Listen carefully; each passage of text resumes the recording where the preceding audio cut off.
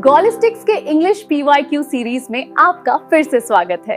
8 जुलाई shift 4 पहला है identify the segment that contains an error. How long are you working for your current employer and why don't you look for better opportunities. तो देखो, ये तुम्हें भले ही grammatically correct लगे कि how long are you working, ठीक ही लग रहा है, लेकिन मेनली देखो कि ये सेंस क्या दे रहा है कि तुम कितने समय से अभी वाला काम कर रहे हो और तुम कोई बेटर अपॉर्चुनिटीज के लिए क्यों नहीं देखते हो। ये तुम्हें एक सेंस देता है कि कब से तुम ये कर रहे हो। तो देख रहे हो, जब कब से दे रहा है यानी तुम्हें एक टाइम फ्रेम टाइप का दे रहा है, उसके लिए तुम present perfect continuous tense use करोगे। यहाँ होना चाहिए how long have you been working. अब ये मत कहना कि आगे तो कोई सिंस या फॉर लगा ही नहीं हुआ है तो इसलिए हम कैसे यूज कर लेंगे। तो देखो भाई, अब तुम एडवांस्ड इंग्लिश बना रहे हो, अब तुम इस तरह से अगर स्ट्रक्चर के बेस पे चलोगे तो नहीं काम चलने वाला है। तुम्हें यह समझना होगा कि सेंटेंस क्या कहना चाह रहा है, सेंटेंस का मीनिंग क्या है, ना कि तुम सिर्फ स्ट्रक्चर के बेसिस पे चलोगे कि आगे फॉर या सिंस लगा हुआ है कि नहीं। इसका जो है how long are you working, ये सेगमेंट गलत है, हो जाएगा how long have you been working for your current employer.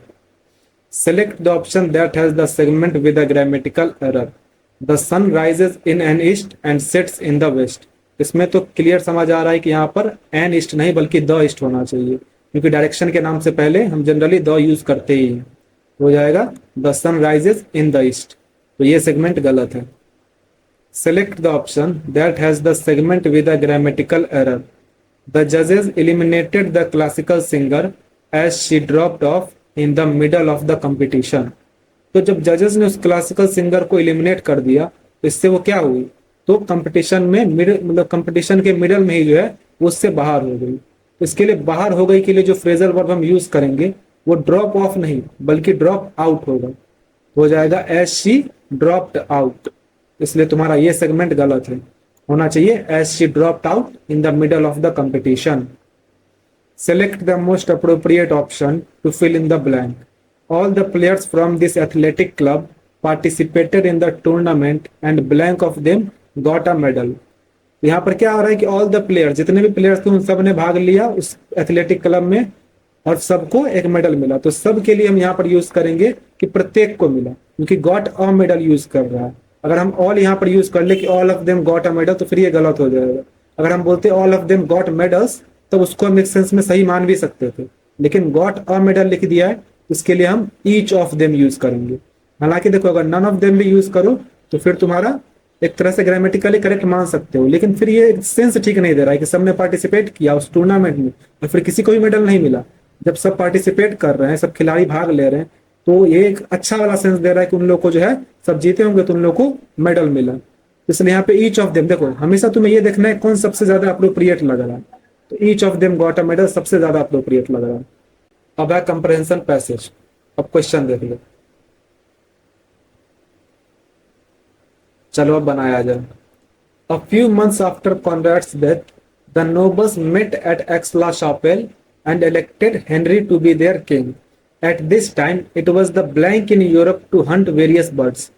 तो इस समय पे जो है यूरोप में वेरियस बर्ड्स को हंट करने का यानी शिकार करने का क्या हो सकता है। तो देख लो, मोटिव, कन्वेंशन, कस्टम या रिचुअलिस्टिक।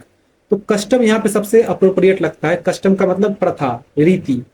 तो बर्ड्स को हंट करने का यूरोप में प्रथा हो सकता है, ये सबसे ज्यादा अप्रोप्रिएट लगता है।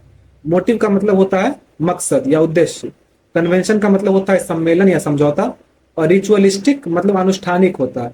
और रिचुअलिस्टिक एक एडजेक्टिव है, जबकि यहाँ पर हमें नाउन चाहिए, इसलिए हम कस्टम ही यूज करेंगे। नेक्स्ट है such as the wild duck and partridge with falcons. The falcons were long winged birds of prey blank hawks. क्या हो जाएगा कि फाल्कन्स जो है वो लॉन्ग विंग्ड बर्ड्स हैं जो शिकार करते हैं ब्लैंक पॉक्स। हॉक्स क्या हो जाएगा, देखो इक्विंग, सब्जुगेटिंग, फेवरिंग या रिजेंबलिंग। तो देखो फाल्कन्स मतलब भी बाज होता है और हॉक्स का मतलब भी जो है बाज ही होता है। ये थोड़ा अजीब लग रहा है कि फाल्कन जो है वो लॉन्ग विंग्स बर्ड्स है जो कि हॉक्स की तरह यानी कि बाज की तरह दिखते हैं, लेकिन देखो दोनों में थोड़ा अंतर होता है। जैसे कि हॉक्स जो है वो बड़े होते हैं, उनका हेड जो है वो थोड़ा राउंडेड टाइप का होता है, और फाल्कन्स कंपेरेटिवली थोड़े छोटे होते हैं। तो यहाँ पर जो है इसके समान के लिए हम रिजेंबलिंग यूज कर सकते हैं। रिजेंबलिंग मतलब होता है उसके समान या उसके जैसा। इसके अलावा इक्विंग, इक्विंग का मतलब होता है गूंजता हुआ। सब्जुगेटिंग का मतलब हुआ उसको अपने अधीन करना। और फेवरिंग का मतलब हुआ उसके पक्ष में, उसके समर्थन करना। तो ये तीनों इस कॉन्टेक्स्ट में ही सही नहीं बैठ रहा। नेक्स्ट है द फाल्कन्स, हाँ उसके बाद है they were trained to blank on their masters wrist and wait patiently until they were told to fly. तो उन्हें किस तरह ट्रेंड किया गया था कि वो अपने मास्टर की कलाई पर क्या करे। यहाँ पे बैठने का सेंस दे रहा है, तो देख लेते हैं। पर्च, चिप, सिटिंग या लर्च। तो पर्च हो जाएगा, पर्च का मतलब बैठना होता है। जैसे कि देखो यहाँ पे सिटिंग भी लिखा हुआ है, तो तुम बोल सकते हो सिटिंग हम क्यों नहीं यूज किए। तो सिटिंग मतलब होता है अपना बम टिका के बैठना, जैसे व्यक्ति लोग बैठते हैं। लेकिन पक्षी जो है वो अपना बम टिका के नहीं बैठते हैं। पक्षियों के लिए जो है बैठने के लिए एक स्पेशलाइज्ड वर्ड यूज किया जाता है जो कि है पर्च। तो पर्च जो है वो पक्षियों के लिए यूज किया जाता है, जिसका मतलब होता है बैठना। चक मतलब होता है चहचहाना, यानी कि ची ची करना। और लर्च मतलब होता है लड़खड़ाना। यहाँ पे पर्च एकदम करेक्ट हो जाएगा। वो तब तक बैठे रहेंगे जब तक कि उन्हें उड़ने के लिए कहा ना जाए। Then they would swiftly blank at their prey and bear it to the ground. उसके बाद वो तेजी से क्या करेंगे अपने शिकार की ओर। देख लेते हैं। डैश, डार्ट, लिफ्ट या फ्लाइट। तो बाद में एट का यूज किया ही गया है, तो यहाँ पे हम डार्ट का यूज करेंगे। डार्ट मतलब होता है उसको दबोचना, दबोचना या फिर उसको झपटने के लिए कह सकते हो कि वे तेजी से उसके बाद जो है अपने शिकार को झपटेंगे और फिर अपना जो भी खाना वगैरह होगा खाएंगे। डैश मतलब होता है तेजी से भागने के लिए, तो वो भागेगी अपने शिकार को, वो छलांग लगा, मतलब शिकार को वो झपटेंगे। लिफ्ट का मतलब होता है छलांग लगाई, तो छलांग पक्षी पर जो है छलांग लगाना वो ज्यादा सही नहीं लगता है। फ्लाइट का मतलब होता है उड़ान, तो डार्ट यहाँ पे सबसे करेक्ट है। नेक्स्ट है Henry was very fond of falconry and hence was known as Henry the fowler और falconer. As soon as the other dukes had elected him king, a messenger was sent to Saxony to blank him of the honor done for him. तो एक messenger क्या काम करता है, तो देख लेते हैं ऑप्शन में। कन्वे, इन्फॉर्म, कम्युनिकेट या नलीफाई। तो यहाँ पर जो है ब्लैंक हिम कहा ही गया, तो इन्फॉर्म सबसे करेक्ट सेंस देता है। एक मैसेंजर को सेक्सोनी भेजा गया, किसे, किंग को इन्फॉर्म करने के लिए। तो इन्फॉर्म सबसे करेक्ट सेंस देता है। इन्फॉर्म मतलब सूचित करना। कन्वी का मतलब होता है व्यक्त करना। कम्युनिकेट का मतलब बातचीत करना, लेकिन बातचीत करना यहाँ पे ठीक नहीं लग रहा है कि वो जो है राजा से बातचीत क्या करेगा, वो राजा को इन्फॉर्म करेगा कि आपके लिए क्या किया जा रहा है। नलीफाई मतलब होता है किसी चीज को रद्द कर देना, यानी अमान्य कर देना। Select the most appropriate option that can replace the bracketed word segment. Main allowed for Olympic artistic swimming for the first time at the 2024 Paris games, the IOC confirmed on Thursday. तो देखो main allow किए गए, तो allow किए गए के sense में हम क्या यूज कर सकते हैं, तो यहाँ पर आ जाएगा आर एलिजिबल। आर एलिजिबल आ जाएगा क्योंकि मतलब उसके पात्र हैं वो। आर एलिजिबल मतलब हुआ उसके पात्र हैं, तो मेन को अगर अलाउ किया गया, उनको अनुमति दी गई, यानी कि अब वो उसके पात्र हैं। हैव परमिटेड हम इसलिए नहीं यूज करेंगे क्योंकि अगर हैव परमिटेड यूज करेंगे तो मतलब हो जाएगा कि मेन परमिट कर रहे हैं। तो मेन कैसे परमिट कर रहे हैं, परमिट तो यहाँ पे आईओसी कर रहा है ना। मेन खुद से खुद को कैसे परमिट कर लेंगे, खुद से खुद को कैसे अनुमति दे देंगे, इसलिए यहाँ पर हैव परमिटेड नहीं होगा। आर लाइकली मतलब होता है संभावित है, तो ये भी नहीं होगा। विल अप्रूव भी नहीं होगा क्योंकि यहाँ पर द आईओसी कंफर्म्ड लिखा जा रहा है, यानी कि पास्ट की बात है। जब वो पहले कंफर्म कर चुका है तो उसके बाद विल अप्रूव क्यों लिखेंगे। यहाँ पे आर एलिजिबल सबसे अप्रोप्रिएट है। Select the most appropriate homophone to fill in the blank. These people are artist, blank skills are extra ordinary. यहाँ पर सबसे करेक्ट हो जाएगा देयर, क्योंकि यहाँ पे हम पोजेसिव प्रोनाउन का यूज करेंगे कि उनका स्किल्स जो है वो एक्स्ट्रा ऑर्डिनरी है। यहाँ पे देयर आ जाएगा। Select the most appropriate homonym to fill in the blank. The prince is the blank to the throne. तो प्रिंस थ्रोन के लिए क्या हो सकता है, सिंहासन के लिए वो क्या हो सकता है, तो उसका उत्तराधिकारी हो सकता है। उत्तराधिकारी को हम हियर बोलते हैं। और ये जो ए आई आर वाला ईयर है, इसका मतलब हवा होता है। ई डबल आर कोई वर्ड ही नहीं है। ई आर ई को जो है वैसे पहले के लिए यूज किया जाता था, जैसे अभी हम बिफोर यूज करते हैं ना, तो पहले बहुत सारा ऐसा तुम देख लोगे बुक्स वगैरह जिसमें ई आर ई का ही यूज किया जाता था। तो इसका हो जाएगा here. Select the most appropriate antonym of the underlined word. His industrious attitude was the reason for his promotion. तो इंडस्ट्रियस मतलब होता है मेहनती, परिश्रमी, तो इसका एंटोनिम हो जाएगा लेजी। लेजी मतलब आलसी। नेक्स्ट है select the most appropriate option that can substitute the underlined segment. As there was no one to look thorough the orphan, he had to take refuge in the orphanage. तो orphan का कोई भी look throw करने के लिए नहीं था। तो लुक थ्रो मतलब होता है उसको ध्यान से देखना, यानी उसकी जांच करना। ये यहाँ पे करेक्ट सेंस नहीं देता है कि ऑर्फन को कोई जांच क्यों करेगा। इसके लिए आना चाहिए phrasal verb look after. Look after मतलब होता है देखभाल करना, तो ये सबसे करेक्ट हो जाएगा यहाँ। लुक अपॉन का मतलब होता है उसको मानना, मतलब किसी विशेष तरीके से मानना। लुक डाउन अपॉन का मतलब होता है तुच्छ समझना, यानी घृणा से देखना। और लुक थ्रू का मतलब नजरअंदाज करना एक तरह से। Select the option that contains the incorrectly spelled word. They addressed their special gathering, they addressed the special gathering perfectly. यहाँ पे एड्रेस्ड की स्पेलिंग गलत लिखी गई है, एड्रेस्ड में डबल डी होता है, एड्रेस्ड मतलब संबोधित करना, तो यहाँ पे ADDRESSED हो जाएगा, यानी तुम्हारा ऑप्शन बी इनकरेक्ट है। Select the most appropriate option that can substitute the underlined segment. The player was declared fit and in excellent health to play the final matches. तो इसके लिए हम देख लेते हैं कौन सा idiom परफेक्ट रहेगा। लेफ्ट आउट इन कोल्ड का मतलब होता है उसे अलग थलग छोड़ दिया गया, यानी कि मुसीबत की हालत में अकेला छोड़ दिया गया। ऑन क्लाउड 9 का मतलब होता है बहुत खुश। अप इन द आर्म्स मतलब गुस्से में। राइट एज रेन का मतलब होता है पूरी तरह से स्वस्थ, यानी ठीक। ये तुम्हारा करेक्ट हो जाएगा। यहाँ पर fit and in excellent health के लिए हम यूज कर सकते हैं right as rain. Select the incorrectly spelled word. Conscience, conscience यहाँ सही लिखा हुआ है, इसका मतलब होता है अंतरात्मा यानी जमीर। कॉन्शियस का मतलब होता है सचेत यानी कि जागरूक, ये भी सही है। कॉन्स्पिशियस का मतलब होता है जो आसानी से दिख जाए यानी सुस्पष्ट, ये भी सही है। कॉन्साइंशियस, कॉन्साइंशियस की स्पेलिंग होती है CONSCIENTIOUS, ये जो सी है इसके जगह टी आना चाहिए था, ये गलत लिखा हुआ है। कॉन्शियस मतलब अपने काम के प्रति ईमानदार, सॉरी कॉन्साइंशियस का मतलब अपने काम के प्रति ईमानदार, अपना मतलब कर्तव्यनिष्ठ। Complete the following sentence. He blank to the manager about the terrible food in the hostel.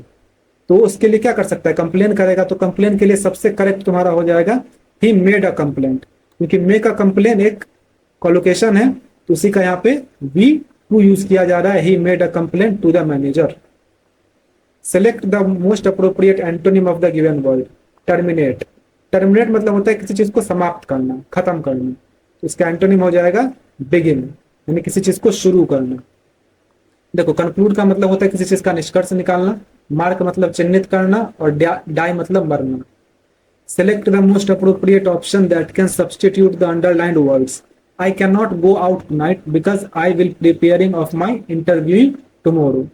तो देखो जब यहाँ पे टुनाइट की बात की जा रही है कि मैं आज बाहर नहीं जा सकता, तो इसके बाद जो है हम कोई ऐसा दायित्व वाला टाइप का काम देंगे कि मुझे ये करना है, मैं आज जा नहीं सकता क्योंकि मुझे ये करना है। इसके लिए हम यूज करेंगे I have to prepare for, या I have to prepare for my interview tomorrow. मुझे अपना कल जो इंटरव्यू है उसके लिए प्रिपेयर करना है। देखो आई हैड टू प्रिपेयर नहीं यूज करेंगे क्योंकि आज की बात कर रहा है, पास्ट की बात तो कर नहीं रहा। I have been prepare to भी नहीं होगा क्योंकि हैव बीन के साथ बिफोर लगता है, वैसे ग्रामेटिकली भी इनकरेक्ट है और इस कॉन्टेक्स्ट में भी नहीं आएगा। आई विल हैव प्रिपेयर भी नहीं यूज करेंगे, विल हैव के बाद भी V3 आता है, ये भी गलत है ग्रामेटिकली भी और इस कॉन्टेक्स्ट में भी नहीं आएगा। तो I have to prepare for एकदम करेक्ट हो जाएगा। Select the most appropriate meaning of the given idiom. To read between the lines, इसका मतलब होता है छुपा हुआ मतलब समझना। इसको हम बोल सकते हैं to grasps the hidden meaning, यानी जो छुपा हुआ बात है जो कि स्पष्ट रूप से नहीं लिखी गई है, उस छुपे हुए बात को अनकहे अर्थ को समझना। टू रीड विदाउट कंसंट्रेशन का मतलब बिना एकाग्रता के पढ़ना। टू विस्पर मतलब फुसफुसाना। टू रीड लाउड मतलब जोर से पढ़ना। Select the most appropriate antonym of the given word. Peace, तो पीस का मतलब होता है शांति, तो इसका एंटोनिम हो जाएगा टर्मोइल। टर्मोइल का मतलब होता है अशांति यानी खलबली। स्ट्रेंज मतलब होता है अजीब। हार्मनी का मतलब सामंजस्य तालमेल, और रिफ्यूजल का मतलब मना करना यानी इनकार। Select the most appropriate option to fill in the blank. The blank purpose of the coaching was to identify the talented players. तो यहाँ पर होमोफोन्स में से कौन सा यूज होगा, तो यहाँ पर मेन यूज होगा। मेन पर्पस का मतलब हो गया मुख्य उद्देश्य। ये जो MANE वाला मेन है, ये जो घोड़े के गले के जो बाल होते हैं, गले के पास जो बाल होते हैं, उसको हम मेन कहते हैं। MEAN, ये मीन मतलब भी होता है, और इसका मतलब एक तुच्छ टाइप का भी होता है कि मतलब कितने मीन हो तुम, मतलबी टाइप का भी होता है। MINE माइन मतलब मेरा भी होता है, और इसको हम जो माइंस होते हैं खदान वगैरह उसके लिए भी यूज करते हैं। Select the most appropriate pair of words to fill in the blanks. Shyam has reserved a blank in the train for his wife as she will be giving blank to his child soon. तो train में वो क्या reserve कर सकता है, तो birth reserve करेगा। Birth का मतलब सीट, एक आरक्षित सीट वो रिजर्व करेगा। इसके लिए हम ये BERTH वाला बर्थ यूज करेंगे पहले, और उसके बाद वो क्या करेगी, उसके बच्चे को वो क्या दे सकती है, तो जन्म देगी। उसके लिए हम BIRTH वाला बर्थ यूज करेंगे। तो ऑप्शन बी तुम्हारा करेक्ट हो जाएगा, पहले ये वाला बर्थ फिर ये वाला birth. Select the most appropriate option that can substitute the underlined word. Loud noise effects are ability to concentrate.